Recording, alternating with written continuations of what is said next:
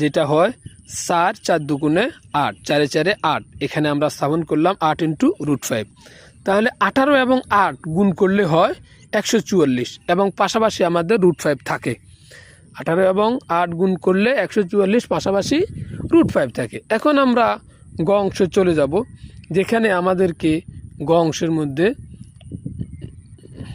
অংশের মধ্যে আমাদেরকে বলা হয়েছে যে π/5 + 1/π/5 এর মান নির্ণয় করো, যেটা আমরা এটার মানটা নির্ণয় করতে হবে। এবং আমাদের উদ্দীপক তো এটা আছে, খেয়াল করুন।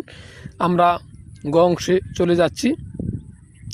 গ অংশের মধ্যে আমরা ফি এর মান পেয়েছি। আমরা কহতে আমরা এটা ফি এর মানটা পেয়েছি 1/φ এর মানটা আমরা 1/φ এটার আলোকে আমরা এখন বের করব। ফি এর মান আমরা এটা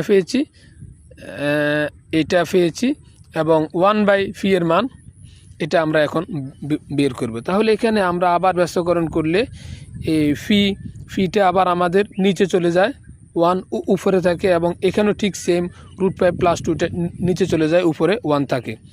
এই জায়গায় আবার আমাদের একটা কাজ করা লাগবে, সেটা হচ্ছে আমরা লব এবং হরকে √5 - 2 দ্বারা গুণ করব।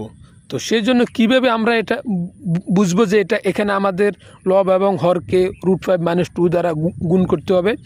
আমরা এইভাবে এটা বুঝতে পারি। এখানে যে আমাদের হরটা রয়েছে, লক্ষ্য করুন, এখানে আমাদের এই যে হরটা নিচের √5 + 2 √5 - 2, এখানে আমাদের এটা যেটা রয়েছে, এখানে আমাদের a + b × a - b এর সূত্র প্রয়োগ ঘটাতে হবে। তো আমরা এই উপরের অংশ থেকে a + b × পাচ্ছি। a কোনটা? a হচ্ছে √5, b কোনটা? b হচ্ছে 2। তাহলে a + b × পাচ্ছি, আর এখানে আমাদের a - b এর দরকার। a হচ্ছে √5 এরপরে b হচ্ছে 2। তাহলে আমাদের উপরের এটা ঠিক যেমনি আছে এমনি থাকবে, এটার কোনো পরিবর্তন হবে না।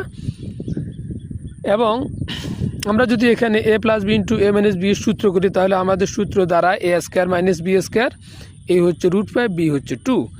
এবং এটা √5 এবং স্কোয়ারে কাটা, এখানে লক্ষ্য করুন, √² কাটা আর থাকে 5, এবং এখানে আমাদের রয়েছে 5, যে কারণে আমরা এখানে 5 লিখেছি। এরপরে হচ্ছে 2 দুগুণে 4, 2-এর উপরে স্কোয়ার করলে হয় 4, এবং উপরে যে অংশটা রয়েছে এটা ঠিক যেমনি আছে এমনিই থাকবে।